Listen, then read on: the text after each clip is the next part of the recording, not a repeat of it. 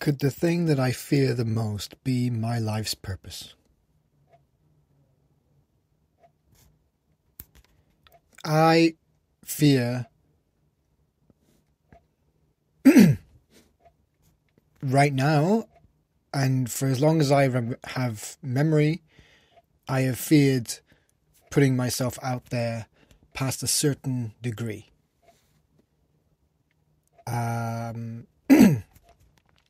I strongly resist doing stuff that other people want me to do that I don't want to do. And if it seems like it's just going round and round in circles and jumping through hoops, and it's a game that you have to play. Well, if it's not bringing me joy, then why do I want to play this game? So, if everyone's on social media posting all this content and making stuff that they care about, it, like, great if they feel confident enough to do so. But I apparently don't. I don't have that level of confidence. I don't have that level of bravery. And so instead of saying those admissions out loud previously, I've always just avoided going through that barrier and publishing posts that I care about and aspects of me that would quite easily be judged and criticized and rejected. I don't think I've been consciously aware of the significance of this area until the last year. And this has been, I think, a slow building point throughout my entire career, where I've always just done very well up until a certain point, and then I just hold myself back and I never push. And something triggers in me and I just don't want to do it. Everything just goes, no, I just don't want to do it. I just don't want to do it. And I've never really paid attention to that voice of the block, the personality of that blockage. Whatever that inhibition is, I don't know where it's from. I barely have even known that it's there. But now I see, oh yeah, that's definitely a pattern. Like, once I've shown light on it, I can't unsee it. It's so significant to me. And I think it's also significant to a huge population of our generations, from my own generation and younger, maybe in older generations too. Yeah, why not? I think we've all shared a feeling of embarrassment and shame when it comes to particular aspects of ourselves. Whether it's how we conduct ourselves in public, or our viewpoints, or our weaknesses, or our, unfavorable characteristic, whatever it is. It could be completely insignificant, but it's entirely significant to you, and you feel insecure about it, and you don't want to be judged, and it builds this whole, it starts to be like a crippling feeling of insecurity. And I've never seen myself as being insecure past a certain point. I had made some progressions in my life before and some realizations, and I feel like I'm fairly sure that I love myself, on the most part. And there are aspects that I don't like, but hey, nobody's perfect. I'm aware of them and now gradually try and resolve them to my preference. I mean, no big deal, right? I'm not suffering from depression. I don't have anything that's that overtly crippling, but that's the thing. Yeah, overtly, no, but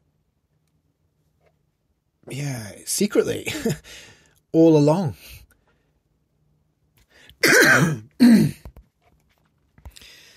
I've definitely been holding myself back and trying to understand the nature of that blockage, going deeper into the roots of it.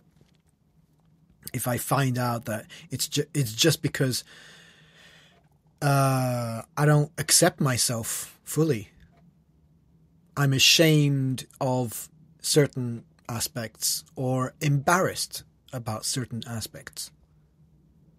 I think a lot of it is just simply a weak embarrassment, a mild embarrassment. It doesn't even have to be such a big deal that you think, oh, if anybody found out about this, I'll throw myself under a bus,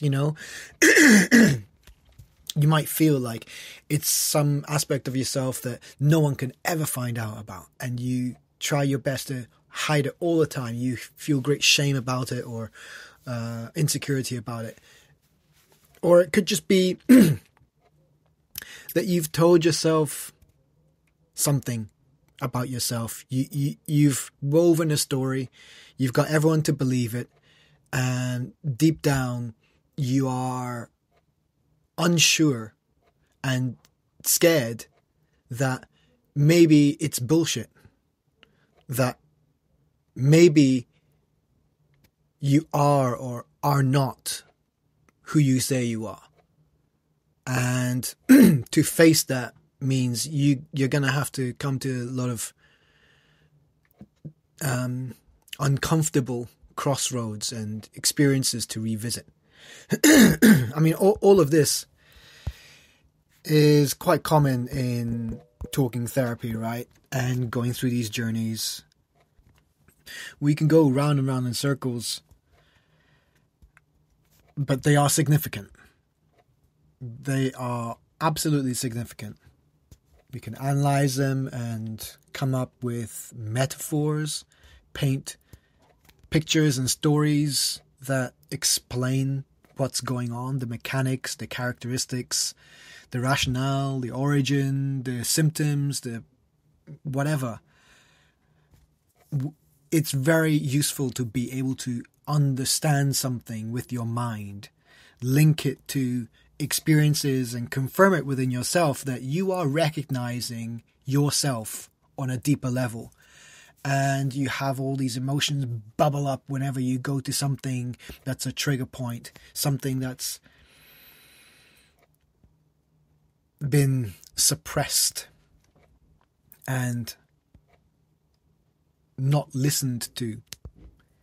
It's been ignored for too long.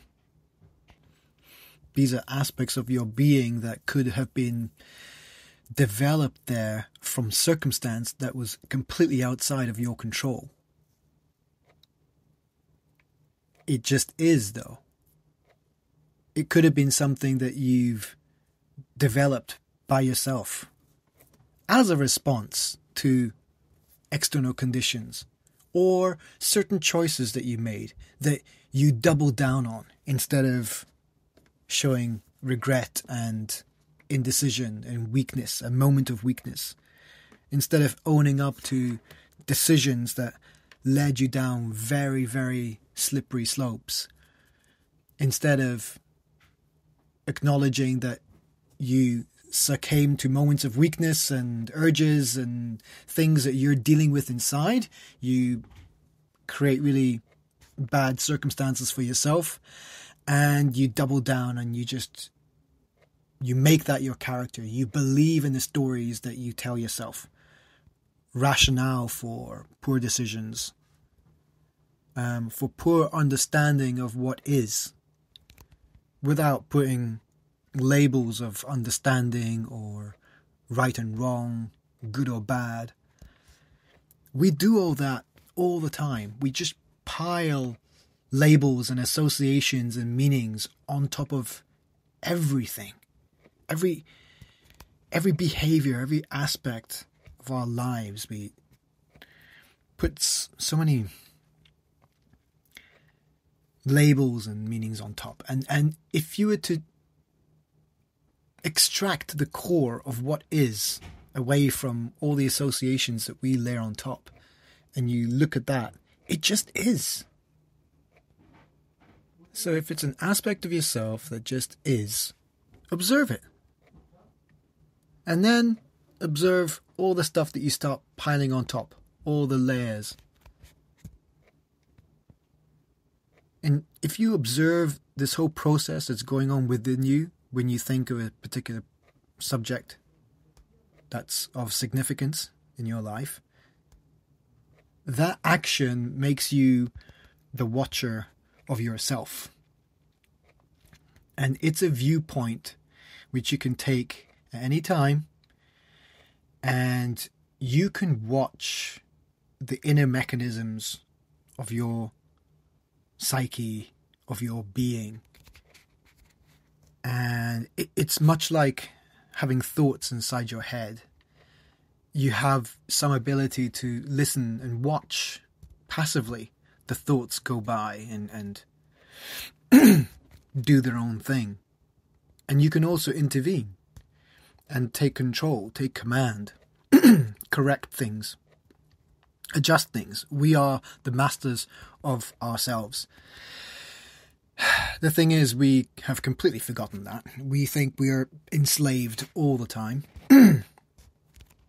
And so this process of becoming the master of ourselves, it can be the most liberating or the most imprisoning further still. If you take it to the extreme level, everything in moderation.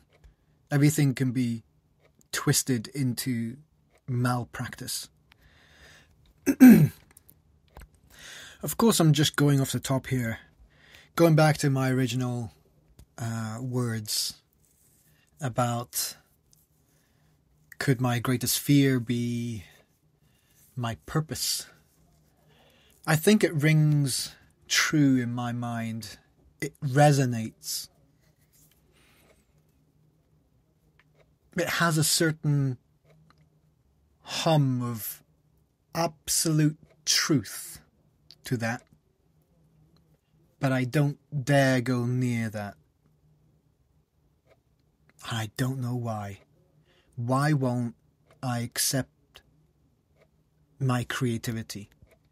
Why won't I accept it enough so that I don't care what anyone else thinks about my creativity, about my passions, about my thoughts? I've got several, and they're quite potent. They're quite deep. They're quite meaningful.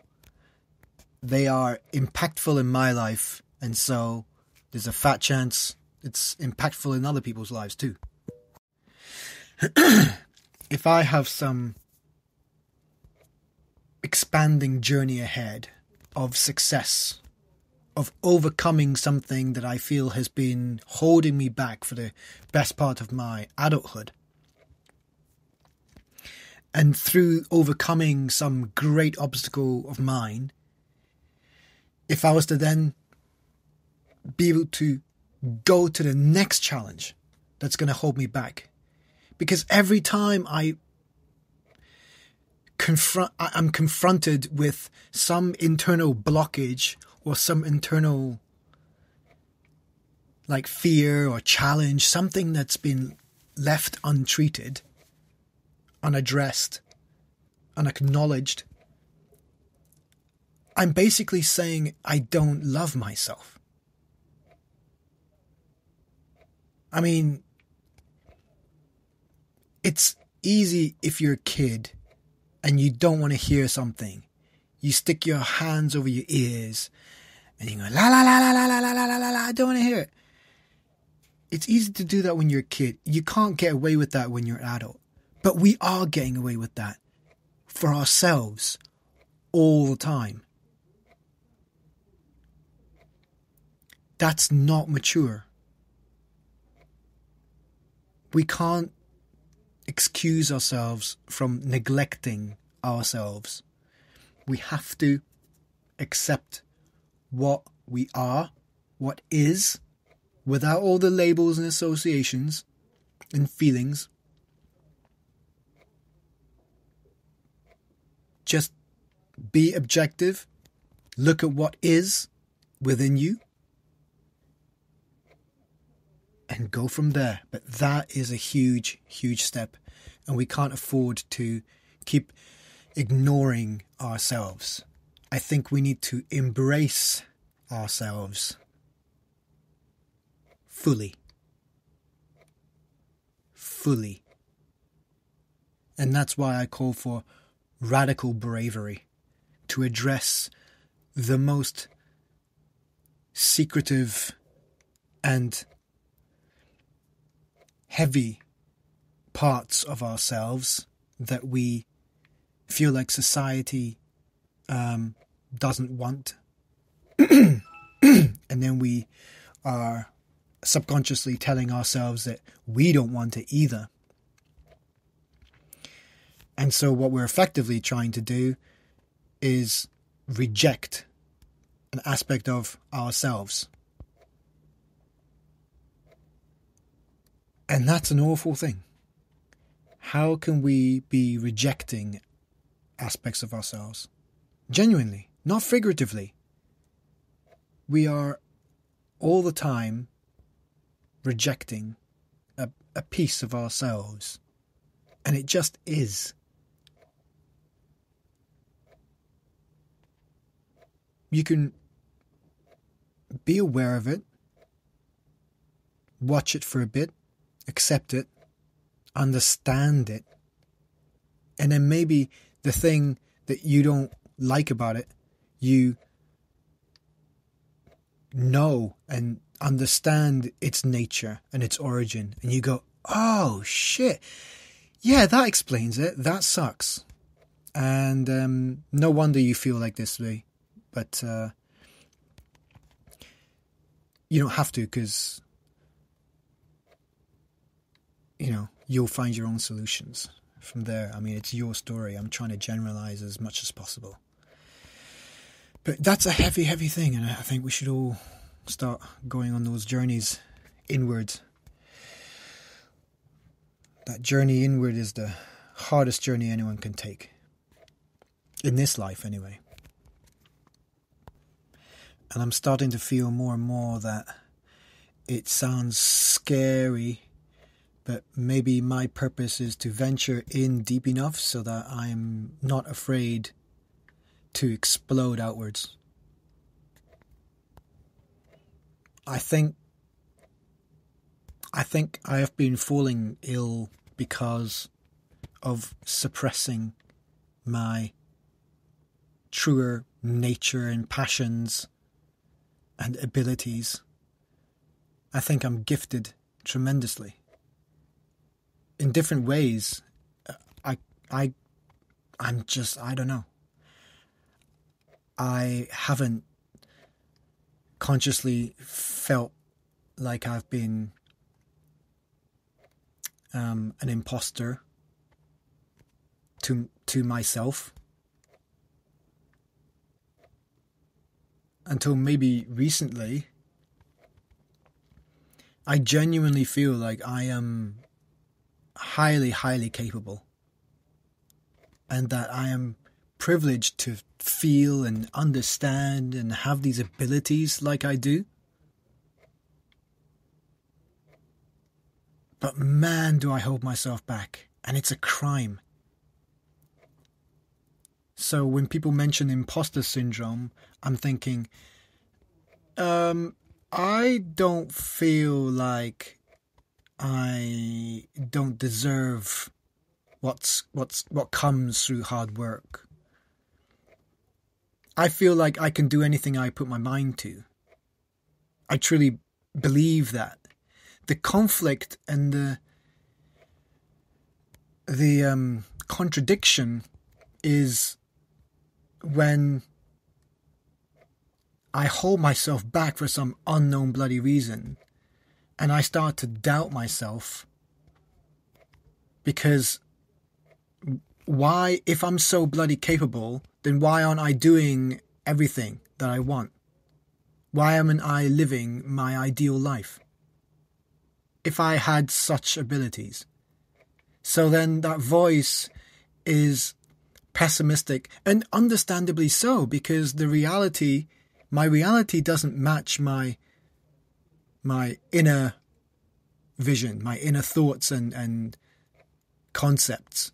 I have all the theory, but none of the practice. Well, hardly any of the practice. Even though, actually, in real life, my physical abilities, my skills, talents, they've all been finely tuned, and they're marvelously useful for me.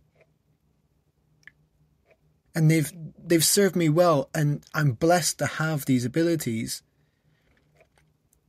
Yet, I still feel that I'm just so far below where I could be.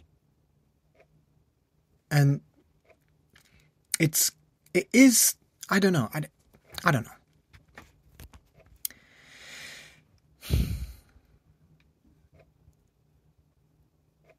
If anyone's the imposter, the imposter is the person who is hiding from themselves. The imposter is the one who's fooling people into believing they are someone else. So I know that I'm awesome.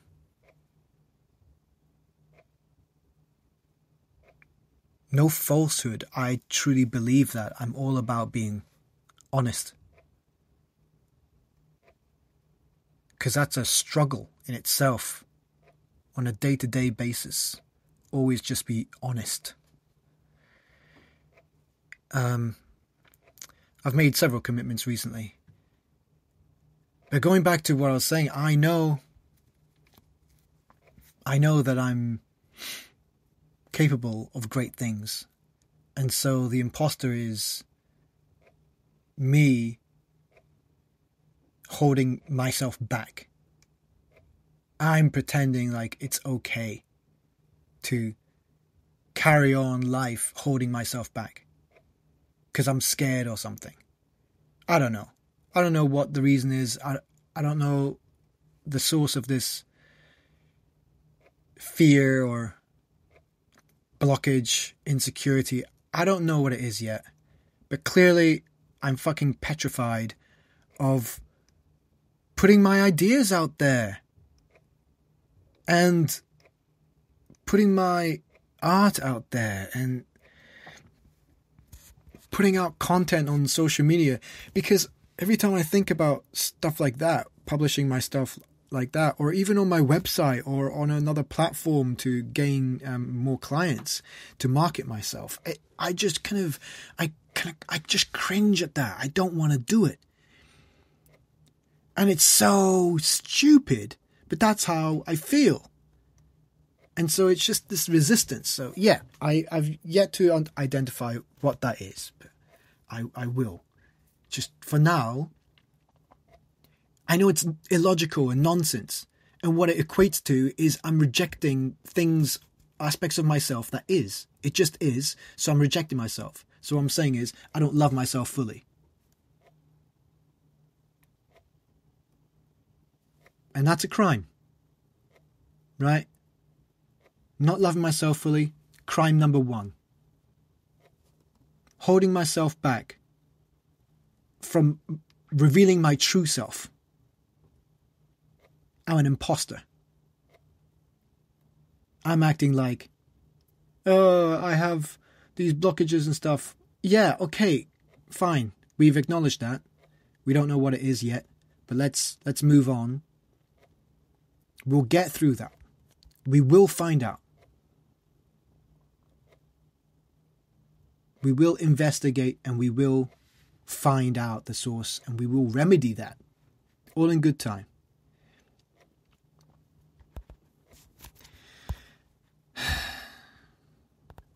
for now, let's just admit that it's a crime also to deny the world and countless people who I could reach positively, and I don't allow myself to. I don't give that to them. I don't share myself. And I think especially in these times when we have every tool to share ourselves, we don't. For whatever reason, I have such conflicting ideas in my mind. The truth of the matter is how I truly feel about myself, and not the stories that's been planted within me or the doubts that's been planted within me. Whatever I've nurtured, whatever qualities that are holding me back, I don't like them. And I'm on to you.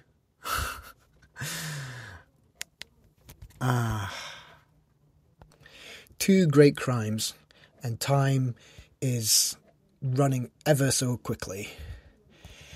So I only owe it to myself and countless others to encourage them also to blast themselves out there with the appropriate amount of moderation.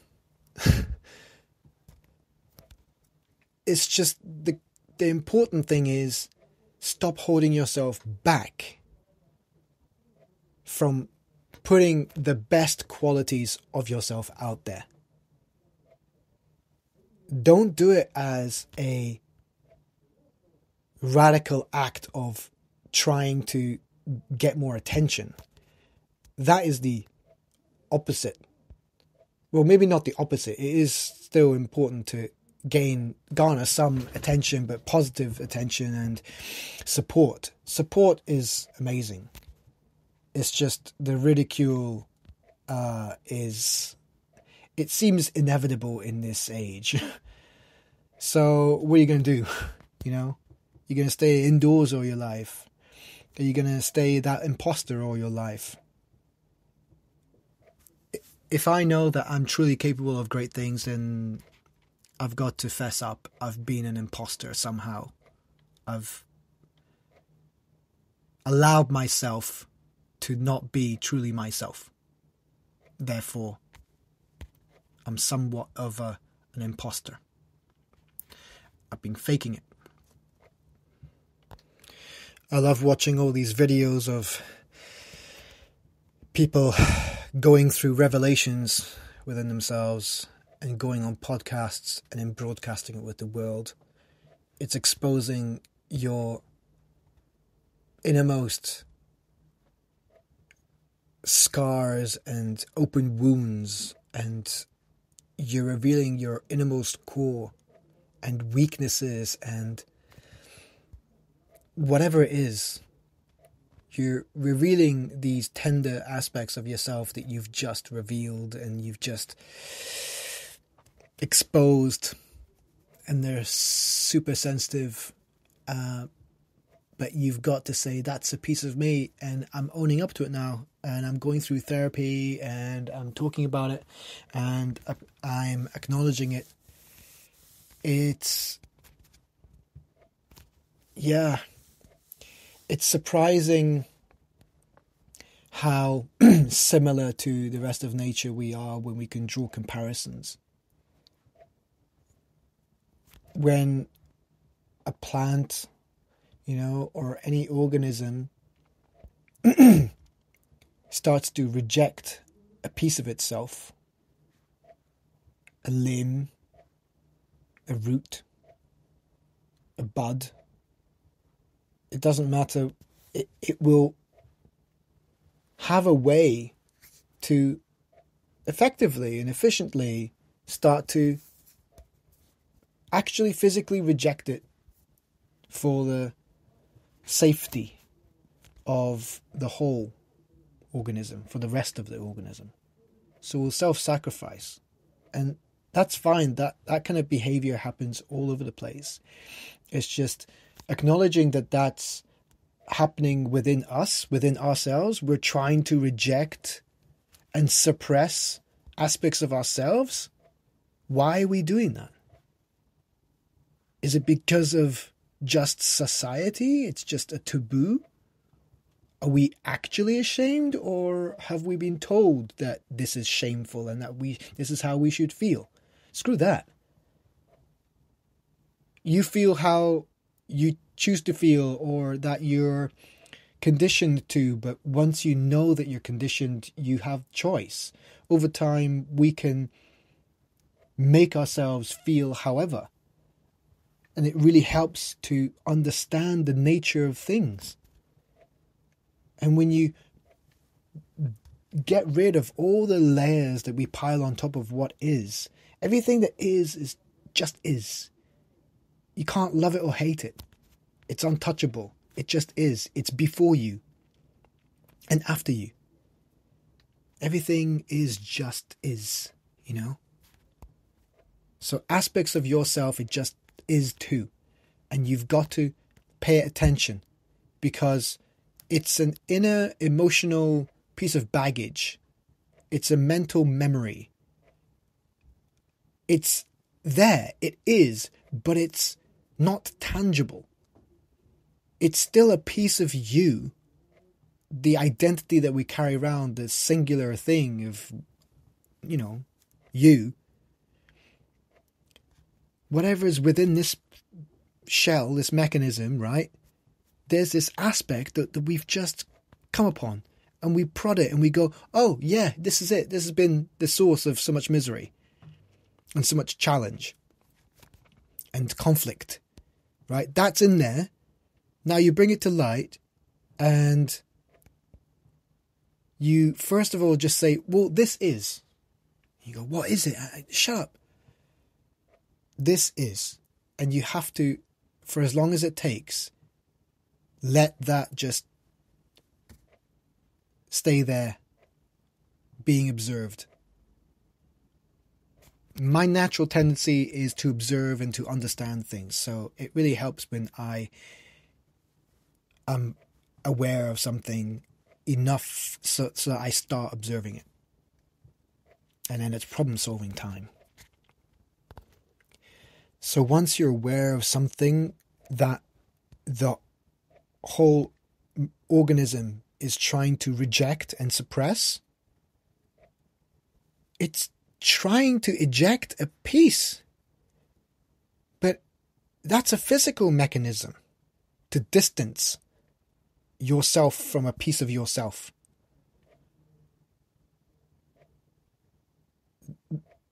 That doesn't work with the baggage, with the mental and emotional memory. That's a part of our ego and our character. It's intangible. We need to work through that. Like muscles need to be massaged once in a while, or just their energies released somehow, tensions released, blockages unblocked. We need to go through these processes for our ego and our emotions and that kind of energy. Because that is a force. That is, absolutely. We talk about it every day. It's not like we're talking about ghosts here. Although that is another subject that's kind of similar, where it's a concept that we think is so intangible and so ludicrous, and yet, you know, we can't explain thoughts. We have thoughts all the time, but scientifically, how can you explain thoughts? That's why we can't explain who we are, or our purpose, or what consciousness is. We can't understand our brains fully. I mean, it's mental that we are able to do that, but we can.